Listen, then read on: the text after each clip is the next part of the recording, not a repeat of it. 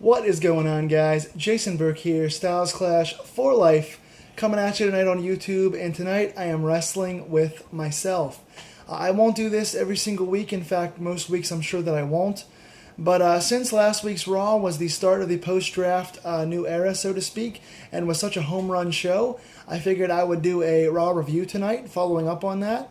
I would take tonight's August 1st, 2016 Raw, and go segment by segment, match by match, and sort of run down the card. I had a couple requests on Twitter and on YouTube and stuff by viewers to review the show and see what I thought about it. So I'm going to go ahead and break this down. I've got to say, overall, it wasn't a horrible show. It wasn't a bad show by any stretch. Of course, it wasn't going to live up to last week's monstrous, crazy expectations. I mean, not every single week can be a home run 9 out of 10 show. But this was overall a letdown. There was a lot of filler. 3 hours with a half a roster is very small. A lot of time to fill, and it seemed like a lot of filler. Overall, I wasn't super impressed. Hour 3 is what saved it and made it a solid show. This show overall was a pretty huge dud until that final hour, but the final hour brought it back up around decent levels. So let's get into it real quick here. I'll break it down real fast for you guys. I've got my notebook where I kept all my notes and stuff.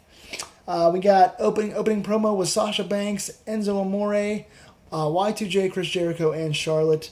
It was the first time I can think of, maybe ever, that a woman's wrestler did the opening promo on the show and not one of the guys.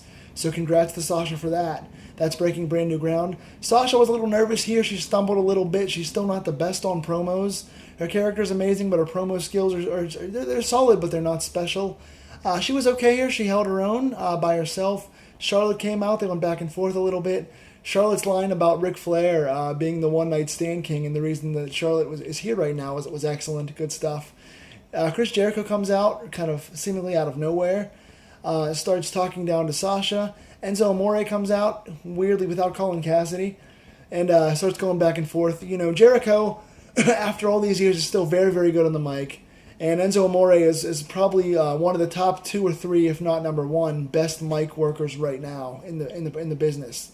So you had 4 very solid mic workers here. Charlotte did some good heel work. Sasha and Enzo had some pretty good chemistry. They set up a tag team match. Mick Foley set up a tag match for next on the show. So pretty solid opening promo. It was different guys. It was pushing new people. It was giving foreground to the ladies. So I like that about the segment. Not bad. The match itself, pretty quick. It was okay, solid. Nothing real special. Dana Brooke comes down. Charlotte gets the natural selection to pin Sasha. I don't like pinning Sasha this fast after her women's title win, but you have to get heat on Charlotte again and give reason for the rematch. So Charlotte pins Sasha. This was okay. Nothing special. We had Braun Strowman against the Jobber for the second week in a row. The Jobber gets a little promo and gets killed with a reverse chokeslam. This is fine for Strowman. He has a long way to go to build himself. He's nothing special. He's not very good in the ring. He's not very over. But this is a good way to get him to be this big, monstrous 80s style heel, just destroying jobbers. It's entertaining listening to the jobbers before they get killed, and just something for Strowman to do for a little while. So it's not bad. It is what it is. We have Mark Henry backstage. They basically are just giving Henry a little spotlight because he is the WWE's Olympic representative. He was a former Olympian back in '95, I believe, and so he's going to be the representative for the company for the U.S. Olympics coming up. So he had a promo saying he wanted to restart the Hall of Pain. Mick Foley and Stephanie said, well, we think you're really just kind of an ambassador now, And so they gave him a U.S. title match, basically, as a chance to prove himself again, to get back into the Henry of old against Rusev. I don't like using Henry against Rusev here. Let the young talent carry the way to do things. But at the same time, Henry's going to be there for the Olympics. You might as well give him some sort of throw him a bone, give him a match. And the promo, he had pretty good intensity, so he didn't do a bad job. Next, we had Golden Truth against the Shining Stars. They're still doing catching Pokemon gimmicks. They're a comedy team. Shining Stars are dead in the water. No one cared about this. It was quick anyway, at least. Truth is catching Pokemon, so Goldust loses via roll-up pretty fast. Shining Stars get the win. Nobody really cares. The Shining Stars, like I said, dead in the water. Bring Carlito back is the only way you're going to save those guys. Truth and Goldust, they're fine for the comedy role they're in. They could eventually get over doing this, but right now it just seems kind of silly. It is what it is. It's more filler on the show. Next, we had Rusev against Mark Henry. The match itself wasn't too long. Henry didn't look bad here. Pardon me. Henry didn't look bad. He was quick for his size. He looked like he had been working hard in his off time lately. But in the end, of course, Rusev wins via the accolade, as he should. He gets on the mic and runs down how Olympics are fixed and no Olympian can beat him and no one can take his U.S. title. I thought Kurt Angle was coming out. They teased the Olympian thing a lot. I was expecting Kurt Angle and hoping for Kurt or Cesaro or Zayn, one of those guys. Really would have been excited to see Kurt Angle here. But we get Roman Reigns. The two styles are very similar in the ring. They match up well together. They're two athletic big guys who can really move around for their size. I'm looking forward to seeing this feud. Hopefully it's not the end of Rusev like it was last time against Cena when he gets into a bigger feud. I think Reigns may win here, but we'll find out. All in all, it's a good matchup. It's exciting for the future. We'll see where this goes for Rusev and if Reigns becomes U.S. champion. Next we had... what do we have? We had Darren Young versus Titus O'Neil. Again, more filler to me. Guys, undercard guys that aren't really over and have no basis for anything. Short little match. They're ex-tag team partners. At least they have a history together, so it's not all bad. Titus gets the win by holding the tights. So I guess they're starting to push Titus as a heel now. They're going to turn Titus heel. Backstage, Titus and Bob Backlund got into it, and Darren Young attacked Titus. So I guess this feud's going to continue. I don't really care much for either guy. Neither one strikes me as great charisma. Titus has good charisma, and Darren Young's okay in the ring, but vice versa. Titus is not very good in the ring, and Darren has very little charisma. So I don't care much for these guys. It's more filler to me. Then we had Nia Jax versus a jobber.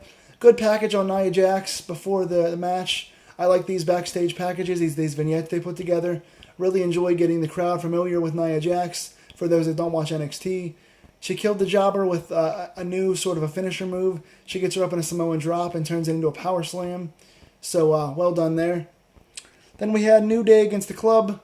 Very short, nothing special in the match. Xavier's banned to backstage after a short promo. New Day surprises the Club. The Club does get a nice attack. New Day wins the match, startlingly. The Club gets a good attack afterwards. Multiple, big moves. They attack Big E, destroy him on the ring post. So this was good heat for the Club. These two are probably going to fight at SummerSlam. So the match was nothing special. The beatdown afterwards was good heat for the Club. I enjoyed that. Next we have Cesaro against Sheamus.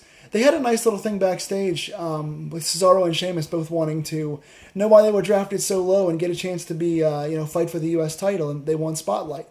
And Mick Foley said that Sheamus is underrated and that Cesaro would have gotten drafted much higher in his book if not for the injury. So they justified Cesaro getting drafted lower and made both guys seem important. They said they were going to fight, and the one that was most impressive was going to face Rusev down the road. They have a good match back and forth, one of the best matches on this show, probably second best match of the night. Cesaro gets the win after a smooth Gotch neutralizer. Good push for Cesaro. The two guys brawl afterwards, so I guess this feud is going to continue before Cesaro gets a title shot.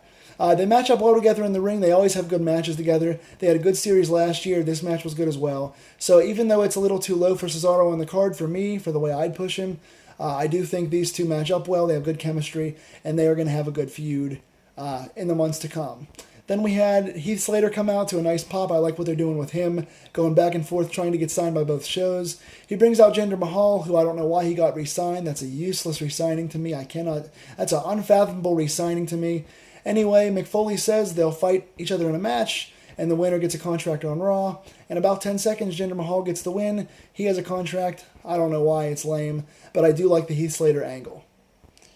Then we had Seth Rollins versus Sami Zayn. This was match of the night for me. I really enjoyed it. These two have good chemistry. They fought once before on SmackDown. That was a good match, just like this was. Seth Rollins does get the win with a pedigree after a good match, so I'm looking forward to... I actually missed the Rollins and Balor promo. So Seth Rollins gets a big win here. Balor was cutting a promo to start the second hour in the ring. Rollins cut him off. They had a pretty good back and forth. Balor's not the strongest on the mic, but he hung in there with Rollins okay.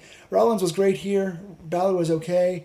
Balor winds up fending off Rollins, giving Balor some pop going into SummerSlam. And then finally, in the main event segment, you had Heyman and Lesnar come out.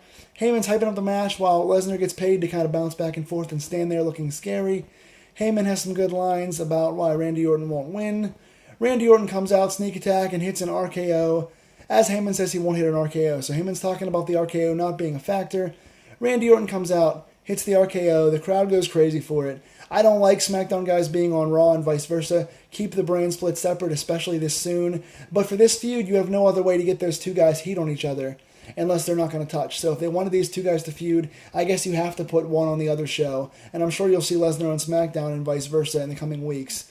But it was a hot way to get off the air. So overall, not much big on this show. The last hour was really good. Two good matches, Cesaro, Sheamus, and Zayn, Rollins, and the Lesnar segment. So first 2 hours were kind of a dud for me. Last hour was very, very solid. Overall, I give this show a 6. So what did you guys like and dislike about the show, and what did you think of my review? Tell me in the comments down below. Do you want to see more of these? And until the next opening bell, guys, I will see you all real soon.